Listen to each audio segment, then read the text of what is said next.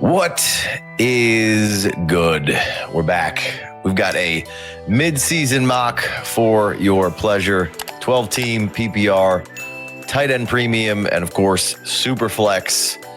We've ran through this thing. We did 16 rounds. We'll probably only cover the top couple, maybe get to some interesting picks late round here. But for the most part, just want to kind of go through the top 3, 4, 5 rounds and just kind of see where the chips lay right now. Talk about where some rookies are, talk about where some veterans are, and see kind of where we're at midway through the season here before we really jump back into FFD mocks hot and heavy here. And after November, when everybody's dreams are broken and they're ready to start, working towards next season. So Big Co and I are going to run through this thing. Big Co not in the mock. I am in the mock. Made some mistakes. But I wasn't going to say you had the worst team in the mock. I was just definitely don't have the worst team in the mock. Got a good team. Love this team actually. I really actually kind of like how the build worked out box wise. This team actually, yeah, like this team a lot actually. So anyway, all right, let's jump into it. So first two off the board, we've got Patrick Mahomes. We've got Josh Allen and Patrick Mahomes go 1-1, 1-2, right? Mahomes back in the good graces of everybody. I believe currently the Dynasty QB1 and the QB1 overall in scoring right now. So Mahomes, good again. Good to see. Jonathan Taylor went 103. How do we feel about that? Probably a little rich, right? Yeah, I mean, that's if...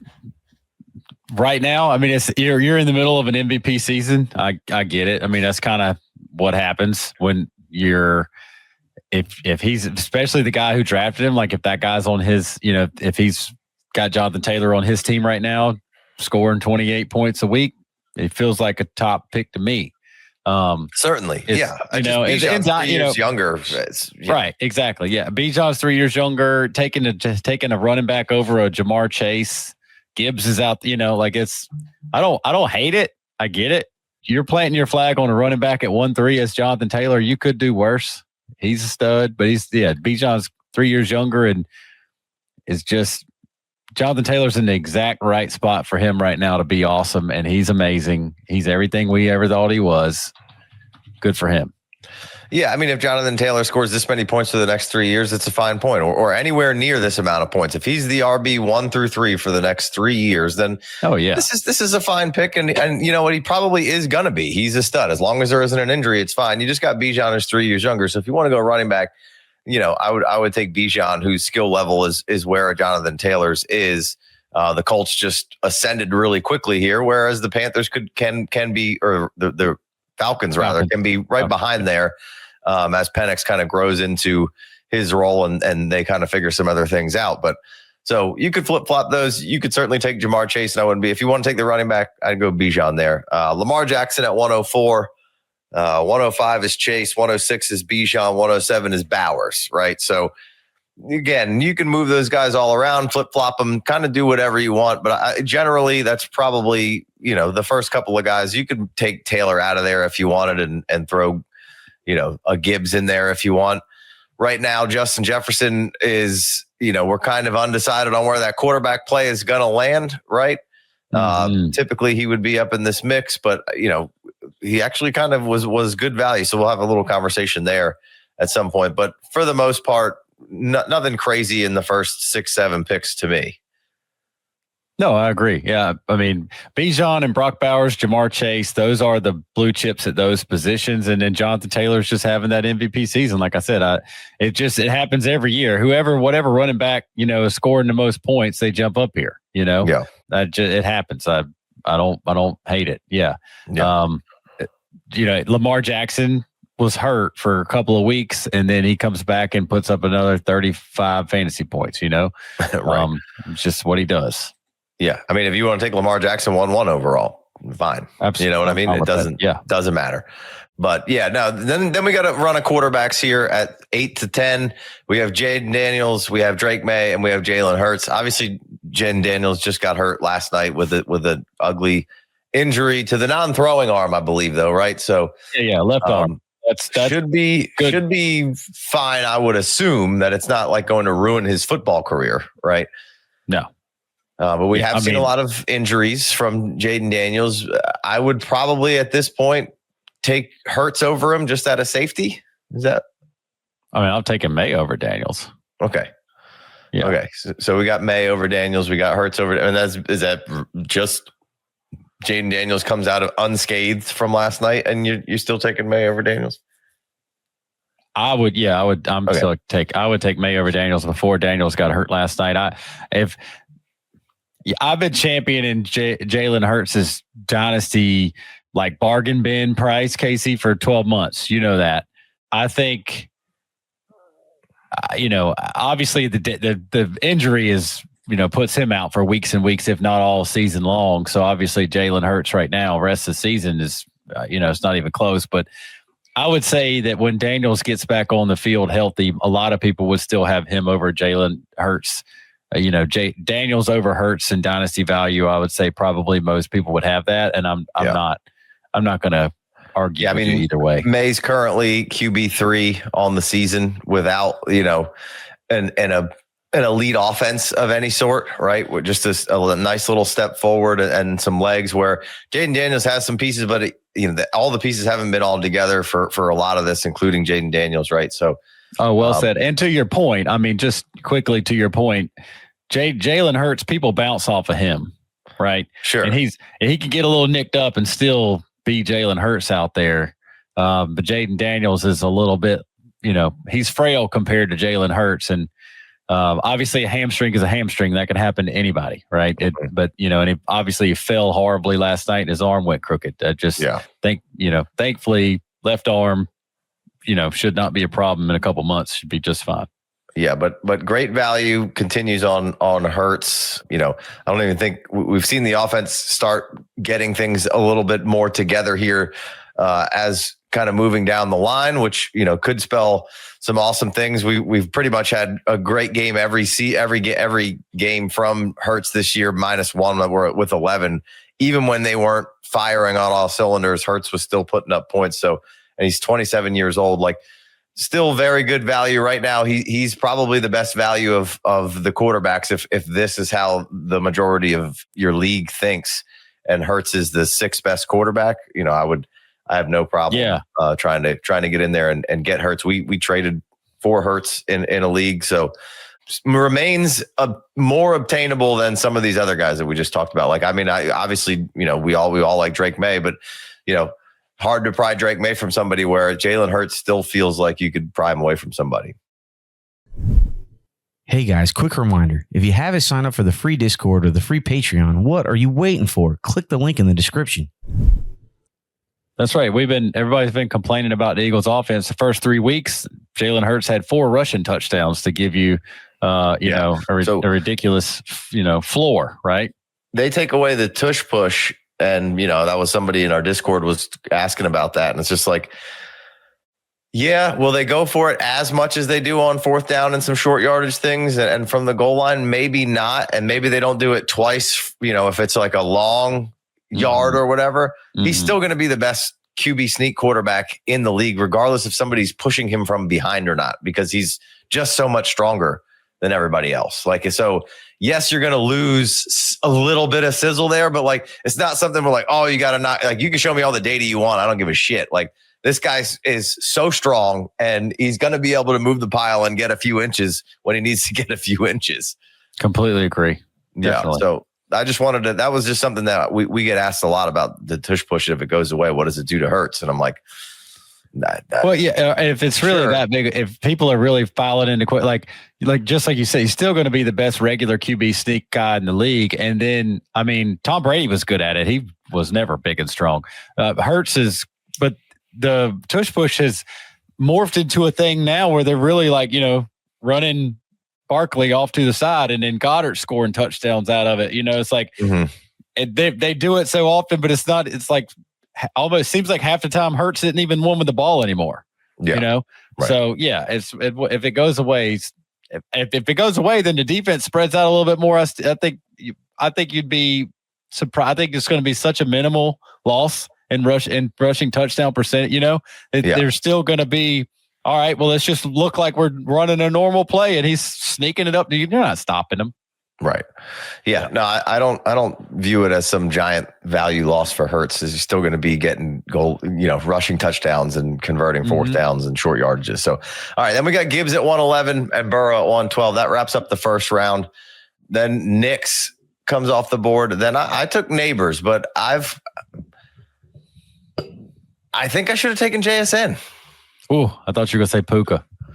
Or Puka, either one. I feel like I should have taken either one of them. Now, again, injury right now to Nebers, but I guess there's probably not a wrong answer there. Nebers got a quarter with Jackson Dart, right? He played like 4 minutes of football with Jackson Dart. Jackson Dart's throwing the ball all over the field. We don't know what Nebers could even look like right now with a quarterback. Yeah, certainly, right. So I don't. Nebers has, to me, there's so much dynasty value in his name. I'm fine with that. Yeah, right now, JSN is the Jonathan Taylor of wide receivers right now. So I'm surprised he's fell to the middle of the second round. Man's averaging 25 PPR points a game. He is wide receiver one. Exactly, and it's not like he's 29 years old or something. He's just having some massive breakout. That's the difference between him and JT is it's a receiver and he's 23 and he has all like the pedigree that JT sort of had. So it's just like you're JT on the first breakout right here. And it's people which keep got saying you that, the 1-1. Right. JT was the 1-1 3 years ago. People keep telling you that the JSN thing's going to stop. I don't think it is. He's good. They're good. They're scheming him. Did you watch game last night? They were scheming him all over the place, just finding creative ways to get this is what I was talking about. In the beginning of the season, when it goes back to somebody like, Ayuk with the 9, there might not be as much crazy volume as every other, team in the league, although, his volume is still very good. But even if that got reduced, the way they're going to scheme and get him the ball, his targets are going to be so valuable that it's not going to matter that much. And here we are. I mean, obviously, 14 and 13 targets in the last 2 games, right? Respectively. But I don't know. I don't think you can go wrong. I think we've got a nice, fun logjam of Nebers, CeeDee Lamb, Puka, JSN, and then Justin Jefferson, right? I didn't even mention him, and he came in at 207. So how do you view this, glob of receivers? And then, down a little bit further, you have Amon-Ra St. Brown and Drake London. Well, we just had Rashee Rice should probably be up in the right next to JSN and Justin Jefferson, right? Yes. I mean, there's the first 10 or 12 wide receivers is cheating, right? It's so much fun. I mean, you can't go wrong, really. So the JSN thing's not going away because of the play action pass with Seattle. It's not even, last week we talked about the Broncos being in their bag, right? Sean Payton being in their bag and versus the Packers offense, knowing their identity and staying true to it. The Seahawks they just literally took this to the next level in the last couple weeks. And so they not only know their identity, they know that their identity, and it's you can't do anything about it. Weeks a month ago or so, I said something to you on this podcast about podcast that I heard for Brett Coleman's podcast talking about the Vikings and Sam Darnold and what the play action pass represents. Most teams, most players, most play callers, most quarterbacks, the play action pass is just a play fake and a deep shot. And most quarterbacks cannot accurately, and most schemes don't have the intermediate pass in the play action pass game. And that's what JSN does as good as anybody. And that's what Sam Darnold and the Seahawks is doing as good as anybody. And Brett Coleman obviously did a much better way of describing it than I am. And I'm trying to, kind of recall a month ago information that he was giving me. But what he said was just it just made perfect sense of why the marriage worked out so well with scheme, play caller, quarterback. And then obviously we had all kind of conversations in the offseason about what is Seattle doing with their wide receivers. Last night, it didn't even matter. They had JSN, a rookie, and some guys I've never heard of. And, right, Sam Darnold was like, what, started out like 15 out of 15, 17 out of 17 or something. He had 4, right? Sleeper had a perfect little meme. It just showed Peyton Manning. It just said, Sam Darnold right now for no reason at all. And it was just a picture of Peyton Manning just crushed, right? So like the JSN thing, I mean, you've been really leading the charge for JSN. He didn't suck 2 years ago. And Sam Darnold. And I mean, hey, nobody's been on the Sam Darnold train more than me. And you put those two guys together and it's been magic. So anyway, 2.6 in the startup right now. Just JSN value is strong to quite strong. All right, so is CeeDee Lamb still a tier ahead of all of those guys that are in right around him? And is Justin Jefferson still a tier ahead of all those guys around him? To me, CeeDee Lamb's not a tier ahead of Puka. And if JSN right now is in a situation that I just tried to describe as not going away, I don't see how that volume mixed with his talent is really going away either. I think he should be right there. We cannot give Sam Darnold we still cannot get to the confidence part of Sam Darnold. We do this with quarterbacks. Like, you got to show me something in the postseason so I know you're a gamer. I got to see you play in the wintertime. I got to see you play and win. But right now, that for fantasy, that really doesn't matter that much. It's right. JSN's here. And the Justin Jefferson value is ridiculous. Hall of Famer at 2.7. And really, I was surprised when you sent me this link to this board, because like you said, I'm not in here. I wasn't mocking one of these teams. After everything St. Brown has done, he's right basically where he was at the beginning of the season ADP-wise. Mm-hmm. Like, how is that even possible? St. Brown has done nothing but be consistent and ridiculously good all season long, and he's still sitting at 210. Well, the reason is Chase, Nebers, Lamb, Puka, JSN, Justin Jefferson, a whole bunch of quarterbacks, a couple awesome running backs, and Brock Bowers. There's not enough blocks to take care of all of the talent. That's what we talked about before the season started, and why Dynasty drafts this year was so much fun, because you almost couldn't even mess up the first couple rounds. Of course, there's guys that you wish you didn't pick at this time. That's how it works. But 210 into the second round, St. Brown, and then right behind him, London, and then right behind him, Trey McBride. 24 players right here. Yeah, and Rashee Rice and Mbuka are at 3.1 and 3.04. Right. That's what I'm saying. Like, Rashee Rice, to me, is potentially like that could be the wide receiver one for the next 3 years. Yeah. Yeah. Easy. And like, you can make arguments any which way for a bunch of these guys that we're talking about right now. But like Rashee Rice, like I took, when we get to 3-1, it's a third round reversal. And, I took a quarterback at 3-2 just because, quarterbacks, you kind of need one in Superflex. Mm-hmm. But I went back and I'm like, oh, what an idiot. How did I not take Rashee Rice there? Like, yes. Yes. Or H-An, either one really. But like Rashee Rice, I should have taken Rashee Rice because ranking Puka to Rice through that, or let's say just call it Nebers on this particular board. Nebers, Lamb, Puka, JSN, Jefferson, St. Brown, Drake, Mbuka, and Rice. Rank those guys. Right. Well, Puka comes back. Puka been hurt and had a bye week, and he comes back in the first quarter, 7 for 80 and a touch. Right. Yeah, then he left again.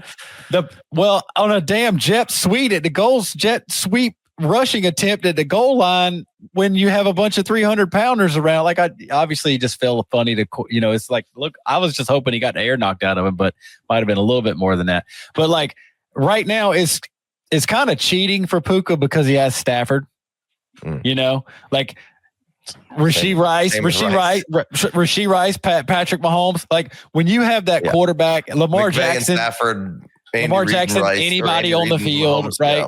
Yeah. It's got Joe Burrow if he was around, right? And Drake May becoming that way. Just Puka's ability to get the ball to it, the ability for them to get the ball when the defense knows they're about to throw it to Puka, and they still can over and over and over. Like the volume that he gets is obviously JSN's right there too, but like JSN, through everything he has, he still doesn't have Matt Stafford. So Justin Jefferson, from a dynasty perspective, Stafford ain't here too much longer. Sure. So Justin Jefferson or Rashee Rice? that's not even a fair question because there is no right answer. There's no wrong answer. There is no wrong answer. I mean, it's Justin Jefferson, but Justin Jefferson is so far away from having a Patrick Mahomes right now. Like, it was better. It was better this week. It was better. It wasn't a one-armed Carson Wentz. And even with Wentz, he was still pretty solid, right? But he was getting volume. We just need McCarthy to be decent, and he was through some scripted stuff and some spots here and there. To be expected. Hasn't played a whole lot. Right, but that's not something that we got to. You're living with a quarterback who the team told you we want to beef up the offensive line, run a lot more, and pass situationally instead of being the Vikings with Sam Darnold, where they were running. They're not trying to throw it for 4,800 yards. If they could, they would. They're not trying to do that right this second. So therefore, you live with the reduced ceiling that Justin Jefferson is going to give you. You're still going to get there's like a minimum volume just because like Hall of Famer. Out of respect in the situation, like you just throw him the ball, right? You have to because he's that good. But you're just not gonna if you're not out there catching 13 out of 14 balls like JSN every week. It won't take you long to be like, or Justin Jefferson's not getting running back carries like Rashee Rice. Yeah, schemed up in an Andy Reid offense. Right. So I mean, just going back to my original question, then like Nebers. Or like I could easily replace the 3-4 with Rashee Rice with Nebers there and not blink it, not bat an eye. Exactly. Or you could easily have Nebers and Rashee Rice and just and then. Well, I could have. I really blew that one. Yeah. And it Gibbs Nebers Rice. Now the way you started is ridiculous. And then you're chasing quarterback play, but I mean that's fine. I could. Well, because that 6th round Dak Prescott ain't coming back anytime soon.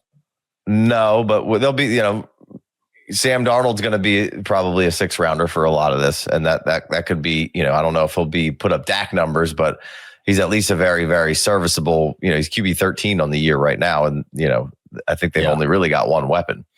Yeah. So, and although Purdy might be a good 6th, 7th round pick, maybe but he's still holding value and he hadn't played at all. He's at 3.9. 3.9. Yeah. There's no discount on Purdy. He hadn't played at all. Right, your boy Mac Jones slips into the 11th to double down on that Purdy pickup.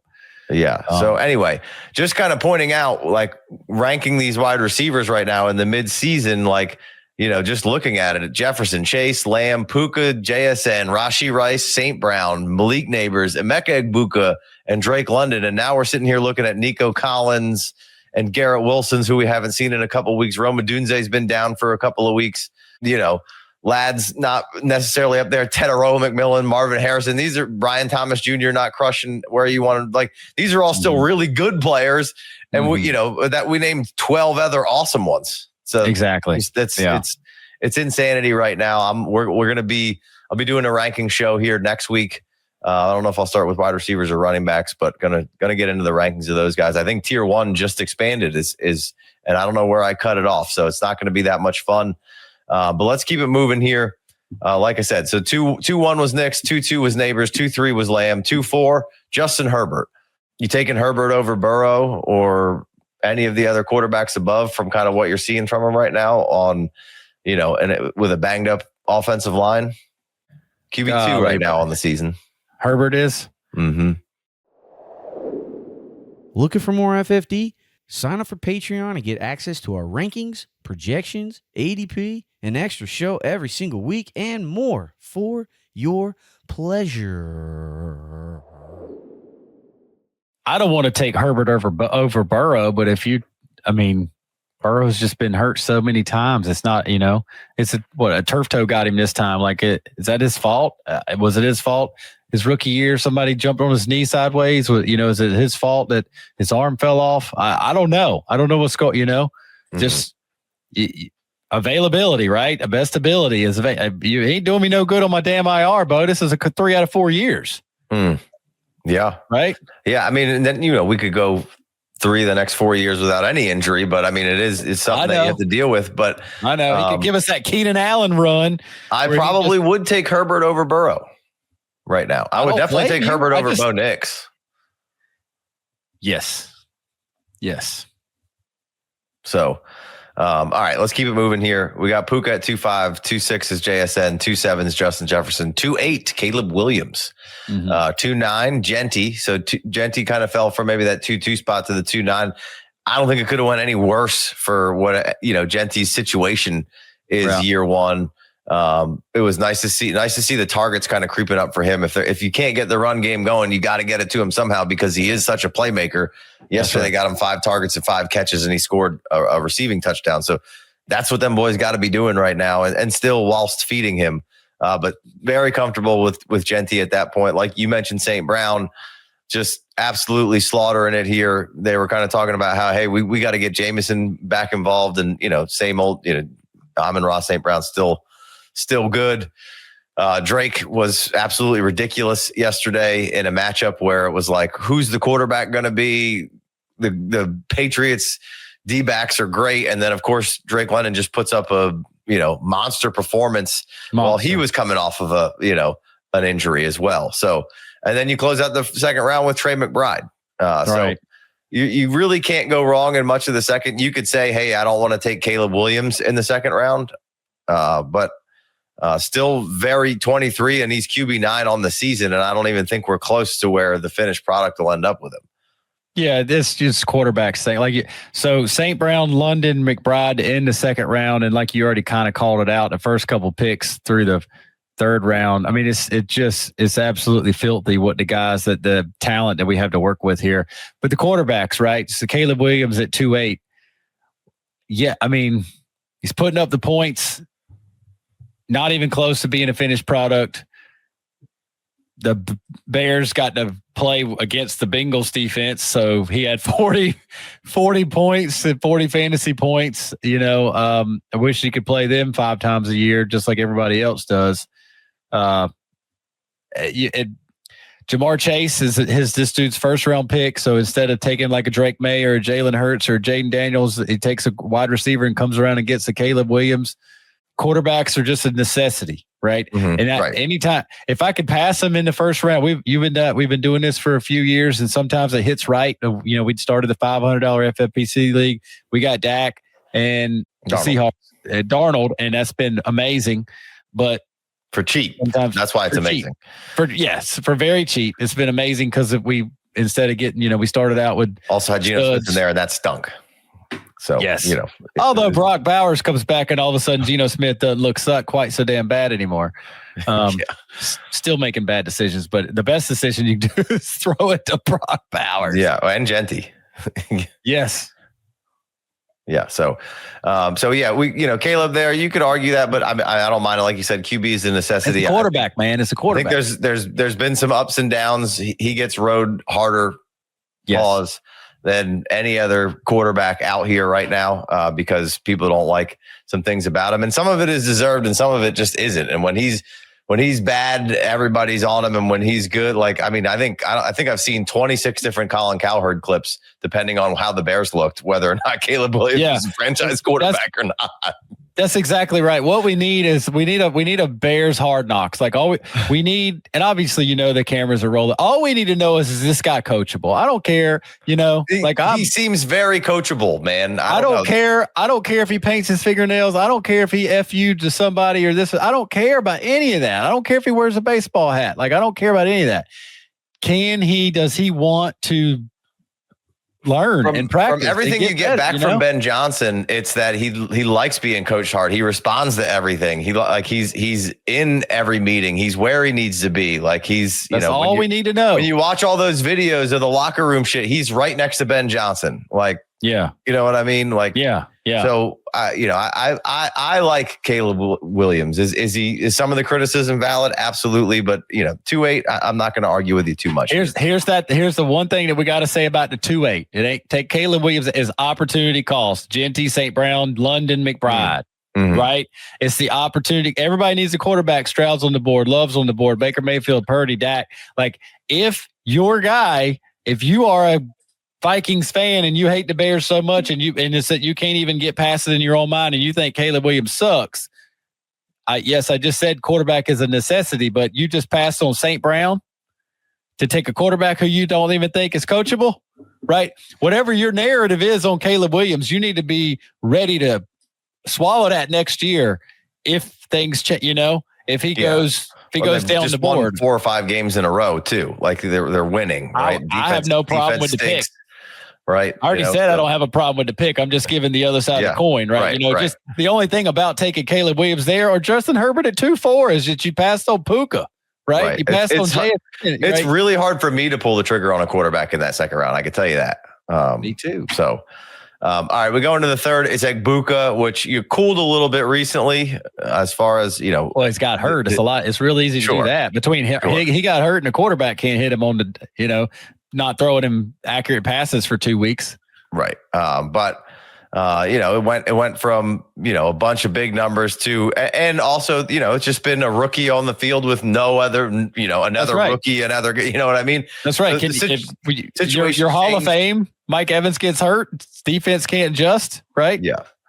He'll be just fine. I still have a lot of faith in him, 2.4 or 4.4, 9.8, and 6.5 in the last couple. They get a bye week to come into here and kind of figure some things out. I suspect that we'll see a nice little Egbuka kind of bounce back through the end of the season. And even if he doesn't, I'll just take a little bit of an Egbuka discount. Like if there's anybody wanting to get off the wing, buy him low.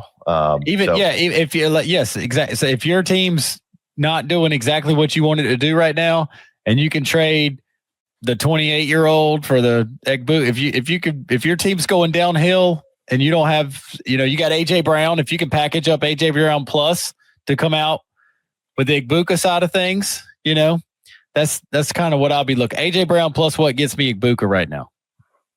Yeah, right.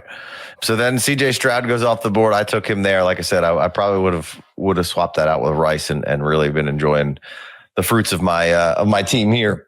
I do really like Stroud. I think they're struggling a little bit to find an identity of who that offensive coordinator, who that offense is right now down there. I think they would have beat the Broncos had Stroud not go. I thought the Broncos might have been in a little bit of trouble there, and they get a little lucky with Stroud going out.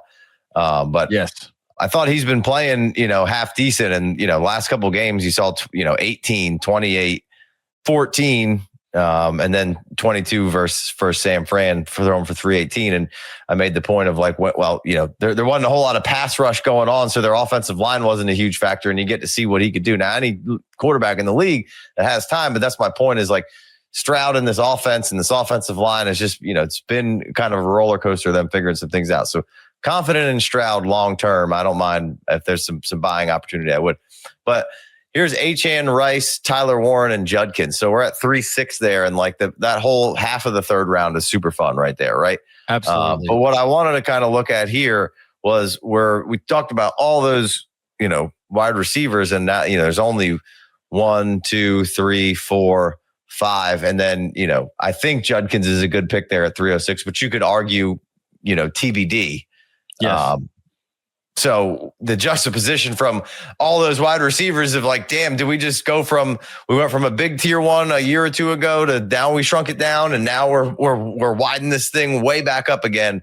And the running backs, we've been dying to see, hoping this running back class could be the class that puts the running back kind of back into orbit of where it kind of should be, because we're starting to get some older running backs from the great RB reset of 2016, 17, whatever that was. What year was that?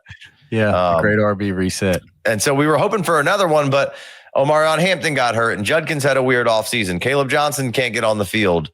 RJ Harvey's barely around. RJ Harvey's starting to show some life at least a little bit right now, and they're getting him some love.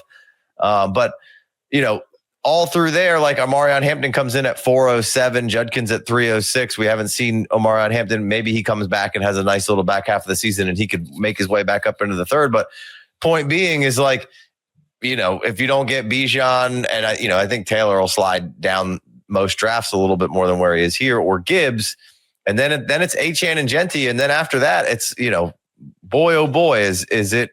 Bucky could come back. He's at 410 here. He could come back and make some noise, but Barkley's older. Jacobs is a little older, got a lot of miles. Benson got an opportunity and gets hurt right away. Right. Yeah, so he could have been somebody who came up here. Right. So just, we did get some mid-round guys back. Cook's playing really well. I think he could make a case to be in place of Judkins there at 306 potentially. Okay. And we'll see what Breece kind of ends up. But I think either way, I don't think he's going to. I think he's going to kind of probably stay in this 4th round, 5th round area. So just kind of wanted to point like big difference here on how, so if that makes it maybe, hey, the running backs in those first couple of rounds do get valued a little harder for me because I want one big dog. And then if I could find another one in the 3rd or 4th, great. But man, oh man, look at this bountiful crop of wide receivers. That's a whole lot of fun here. So that's kind of what really stood out to me kind of through these first 3 rounds. Yeah, I mean, I think I'm still taking Judkins over James Cook, but James Cook is a good one to be like, if James Cook is my first running back and I'm getting him in the 4th round, I feel good about that. And Omarion Hampton was coming on super strong, and I like that pick 1-7. The dude takes Bowers in the 1st, JSN in the 2nd, and he doubles down. He takes Judkins and Hampton through 3 and 4. That's nice. That's a lot. That's a fun. Couple young guys to start your dynasty squad with. Yeah, no, absolutely. And then, but to your point, you got the 3-6. You got the 3-6, and then the next player is Jordan Love. Right. Love, Mayfield, Purdy, Prescott all rip off the board as 4 quarterbacks in a row, and then Tet and Nico Collins at the end the 3rd round. Right. So we're not. I don't think Nico's not as sexy. Brian Thomas is another guy who's probably fallen off the radar a little bit. Roma Dunce, I think if he's cooled a little bit, had a strong start, I think he could really up his stock at the end of the season if he ends on a hard, on a good run out through the season. Definitely. Because we've seen how good the talent is. They just haven't really connected on a couple of spots, in the last couple of games here. Started hot. Yeah. So Garrett Wilson's been injured too. So obviously he's been. Even being on a team with a shitty quarterback, I mean, he's got games of 25, 24, 20, 19, and that one game he had a bad game and then he got hurt and that wasn't a great game. Yeah. Versus Denver, which he wasn't doing anything in said game versus Denver necessarily, but nobody does. If Surtain's healthy, nobody does anything against Surtain. It is what it is. Right. But I think Garrett Wilson's still, in that group of a lot of those guys. It looks like he could end up being a value here. Christian McCaffrey at 408. It's a bit crazy. I think that's just the heat of the moment where we are right now. What's your thoughts there? Agree. I mean, probably too much. Well, it's like you said. I mean, if Jonathan Taylor stays healthy for 3 years, he's worth the 1-1.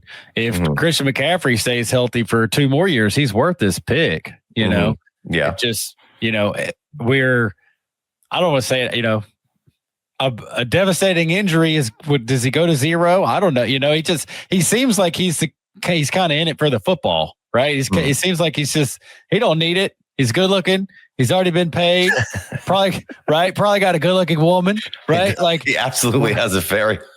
Right? Like he don't need to be out there getting ran. Like he just, what he had 26, 28 carries yesterday. He's going to have over 400 touches this year. Oh man, he's doing it for the love of the game, bro. He don't need this. Just broke Marshall Falk's record. Bro, if I looked that good and I had that much money, I wouldn't be out there getting hit by linebackers 50 times. Oh, he was bred to do this. Yes, you would. You can't shake it. It's there.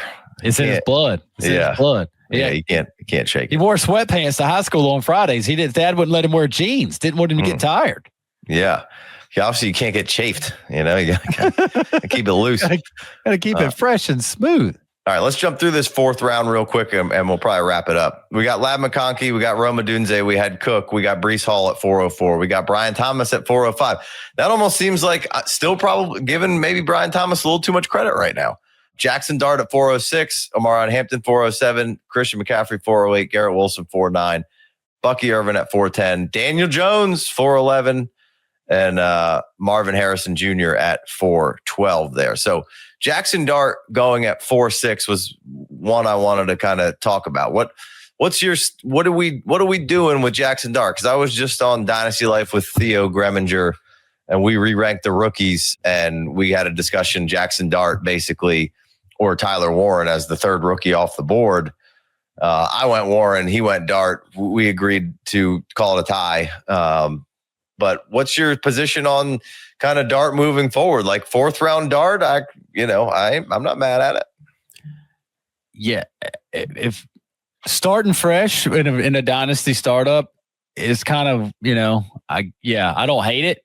The upside is what you're buying in the 4th round. And you're buying the fact that you've seen him play half a season and he doesn't look terrible. You're buying the fact that you've seen him play half a season and he's looked fantastic in spots. And he's made rookie mistakes. And there's times when I've heard people say that he doesn't do this and he doesn't do that. Well, I've seen a bunch of wide receivers dropping balls in the end zone. Right. So there's plenty of, I think there's, you love the Russian floor and, you love the Russian upside and stuff like that. But I think I've seen enough quarterback play out of him to say, certainly, yeah. Right. So if you're just talking rookies, Tyler Warren has been so much fun but the quarterback position is so hard. I cut it off at Bryce Young. Bryce Young goes in the 8th round of this draft. That's the 25th quarterback. And after that, everybody's, Tua and Stafford, you don't want any of those guys. Stafford, he's by MVP of the league, but he's frail and 38, and he's playing a lot better than we were led to believe in the offseason because he was getting shots for his back. They scared us off of Stafford, but he's been an absolute stud. But I'm giving Bryce Young the credit of just being the 8th round quarterback, and then it just falls off in this startup right here. That's 25. So in a super flex, you obviously want that quarterback in your super flex. So that's 24 quarterbacks every week that everybody wants to play. You bring in a couple of injuries, Joe Burrow's on the IR, et cetera, et cetera. Purdy ain't played since week 1, barely. Jayden Daniels is out for maybe the rest of the year. Stroud's head bounced off the turf. He ain't playing next week. Kyler Murray's been, you bring in, if everybody's healthy, you got that's 25, and I'm counting Bryce Young in that number of quarterbacks that we can count on every week. Yeah. So that's only one extra, and so that's what you're doing buying Jackson Dart in the 4th round. And that's what you're doing if you're taking Jackson Dart at the quarterback at the rookie 1-3 over Tyler Warren. You're buying the fact that it's hard to find a quarterback, right? Yeah, well, and you can't, you're not Cam Ward, you don't really want to be starting right now. And JJ McCarthy, it's a huge question mark of whether you want to start him either, kind of moving forward. So that the 2 less guys you could take exactly. out. And so that's 25 minus now 2. You will get rookie quarterbacks and including that 25 is including a Daniel Jones that was thrown in the trash 4 months ago. Yeah. QB6 so, maybe. That's what I'm saying. And then so a lot of Trevor Lawrence up and down, Kyler Murray plays PlayStation too much. There's a lot of stuff going on here, Casey, for these quarterbacks. So I'll take Jackson Dart, man. I will. Can the floor fall out and can it go bad and can he get laughed out of the league in 2 years? He could, but it just doesn't seem like that's happening. That's all you need to know is hey, is this dude a starter in NFL and he can run? And I've seen some good quarterback play. You gotta take your shot. Yeah, I think looking at the quarterback kind of area, like Trevor Lawrence at 7-8, regardless of what you think of Trevor Lawrence, that's a QB2 that and I'm fine with it, right? At 7-8, that's how we need to look at Trevor Lawrence. He's not, again, we've said it a million times, he's a good QB2, right? At this point, probably not going to kill you. Is he going to win you the league and put up MVP numbers? I don't know if we're necessarily going to see that, but there's a couple of rough weeks, 11, 8, and 11, but then there's a 27, a 19, a 17, a 21. So yep. You can look all around the league and see, QBs have, 11 to 13 point games here and there. Yeah. Go up here and look at Jordan Love's, you probably got a couple in there with him, 15s and 13s, right? And he went 4 rounds earlier. Yeah, Penix has been up, and Penix has had some bottoms out, ups and some downs. But same thing with Kyler Murray, though.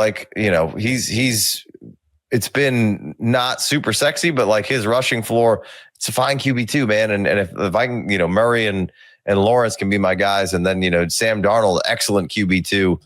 in there, right? With ceiling of potential giving you some QB1 weeks. So some back end guys I kind of like there. I did want to quickly come in here and talk. I see Oronde Gadsden went here at 6'12". How you feel about that? I don't hate it. I mean, he's continues to be everything you said he could be, except for like 3 years ahead of schedule. Yeah. Right? I mean, I've talked about it. We talked about him a couple of weeks in a row. How many times have we been sold this bit of goods about a big wide receiver playing tight end, right? We get sold this bit of goods over and over again, man. It's bill of goods. Yeah, my bad. Bill of goods, not bit of goods. Oh, too many bits. Maybe right? Some bits. Yeah. Over and over again. And we get sold it. And like Darren Waller literally came out of nowhere, bro. And Gadsden comes out there looking like a young Darren Waller. And from really week one, it took him a couple weeks to get the targets, but it was right away. And I have no problem. You can rank this guy, and obviously tight end premium, the more it helps the tight ends as far as versus other position players, not tight ends, just the group of tight ends themselves. Push him up as high as you want to. Yeah, double tapped Gadsden and Fan in there. Kincaid won at 704, a couple picks later. Those were some interesting, fun picks, but I agree with you. I don't hate it. And then my man Rico Dowdle down here in the 12th round, love that. That was nice. There was one. Ken Walker at 804. I love that. I know he's not performing where you want him to be right now. He's probably not going to be a Seahawk next year. I just need him to stay healthy for the rest of the season. But if Ken Walker is going to be riding that 8, 9, 10 range, I think that's going to be pretty juicy. Yeah, I think scooping up cheap Ken Walker right now is not a bad idea. Scary Terry at 7.5 over a couple of wide receivers that was there. I probably wouldn't do that. I'd take Pittman and Pearsall over Scary Terry right now. Oh, absolutely. Yeah, Pittman up at 7.10, so up some spots. Ayo Manor at 8.03. This seem maybe a little rich right there, but could be good. Could be fun. Well, yeah, this mock probably happened a couple weeks ago, right? No, last week. Okay. Yeah. I don't Javonte at 7.12. I think that's good, So just trying to look for some RB value like Chase Brown, ETN, 7.2, 8.11. Love that. What'd you say on your podcast today that you did about Monungai? I didn't get into Monungai. Okay. I mean, obviously that did talk about Chase Brown and ETN, but yeah, this was done before that. This mock happened before Sunday, yesterday. Monungai's going off. Obviously, it's obviously Monungai played great. They played the Bengals, but you got to true. Swift has been excellent. So it's like I just don't think that Monungai is going to come in here and all of a sudden just trump card DeAndre Swift and just take over this offense. Now, maybe moving forward, Ben Johnson's like, well, I know what I got in my back pocket. I think short term, you just got yourself a poor man's, David Montgomery, like Gibbs. RB2 flex starter running back. Like, I think David Montgomery is a very good comp for Monungai, like sort of like not explosive, but very, very hard to tackle in a phone booth. Yeah. Strong. I think Monungai's floor goes up, and I think a little bit of the ceiling would have to come down for Swift because Monungai's touches are going to go up. Now Swift can still make the big plays and have ceiling games, but I don't think you put the genie. But I think they got a really good two-headed monster coming at you now. All of a sudden. Yeah. All right. Well, before we wrap it up, I got probably one more move to make. Maybe is if you need a quarterback, maybe Mariota's a good cheap buy for the rest of the season. Like really wasn't too bad in his first couple of starts. I was going to put him on the show. I kind of ran out of time and some juice today, but I kind of wanted to throw maybe a little Marcus Mariota in there as a potential. If you need a super flex quarterback, he could be somebody who could be your nice QB3, QB2 to usher you through the rest of the season. Especially, I don't know if they'll bring Terry back because of, if how hurt he is or whatever. But if Terry and Debo could get out there and play for the Commanders for the rest of the season, or at least for chunks of it, I think Mariota could be a really cheap, interesting, fun little pick me up for the back half of the season. If you're struggling right now with some quarterback play. 100% agree. Mariota runs plenty, and that's all you need out of a YOLO backup quarterback to get you through a couple of weeks for sure. I think I'd like to, I'd like to put Joe Mixon on the completely almost free buy list and just stash it. Just stash him. Yeah, He's not even here right now. He's not. He's like, when they're doing roll call in the mornings, he's like, there's nobody to even raise their hand, right? Yeah. And so you just get him thrown into go trade, go make a trade offer that Joe Mixon's not even in, and make it not a good trade. They won't pick it. Make it be a good trade for you. Yeah. And then when it doesn't, then when you get a couple of back and forths, just throw Joe Mixon in there. He slides in there. Nobody even knows he's in the deal. You get Joe Mixon for free and just put him on your bench. Yeah, I don't know if Joe Mixon is stuck in a foreign prison somewhere and they don't want to tell us, or where he's on a no-fly list or the Epstein. He's on a list somewhere. I don't know. Boys are just like we can't even talk about him right now. I don't know if he ever plays another NFL game. I'm just saying, I'd put him on my bench for free. Yeah, I don't know. All right, let's wrap this up. Go watch the rest of Monday Night Football. Oh, Jake Ferguson, 6'3", too expensive. 6'3", too. Yeah, I mean, he's tight end in the top 5 of tight ends right now. Got a lot of volume. He was tight end 1 going into last week. I know what he was. Yeah, right. So I mean, there's some there's just that's too much rest of season baked into this dynasty startup right here. Yeah, I could probably be okay with it. I mean, if Pickens leaves and somebody as substantial doesn't come in, but I'd like to see him. Oh, and he did. That's the same guy. He took Dak, and he got Ferguson. He put them together. He got the stack. I understand it, and trust me, I've been all about Dak and Ferguson. Is Loveland too early at 5'10"? Let me finish. Like Ferguson is 6'3". Sam Darnold goes at 6'7", and J.J. McCarthy. There's quarterbacks. Trevor Lawrence. There's quarterbacks I got to take before I can put my money down on Jake Ferguson right now. And I love Jake Ferguson. Sure. Yeah, love 12th round Jake Ferguson. 14th, right? Yeah. Where was Coulson Loveland at? He went right above. He was above we're above Jake Ferguson, 5'10". Like we know how good he can be, right? But. My camera just keeps tilting up on me. I'm sinking down as my chair as we go, but this thing's just rising up on me. The older you get, the shorter you get. Jason's gonna be shitting. You're just so out of frame.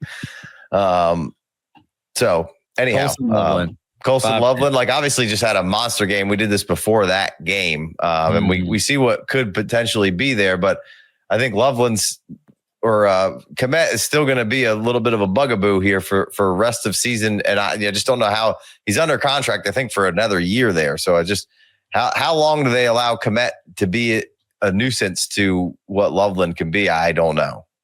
I think if not much longer, then that's a great pick. But if it's another year, that's a bummer.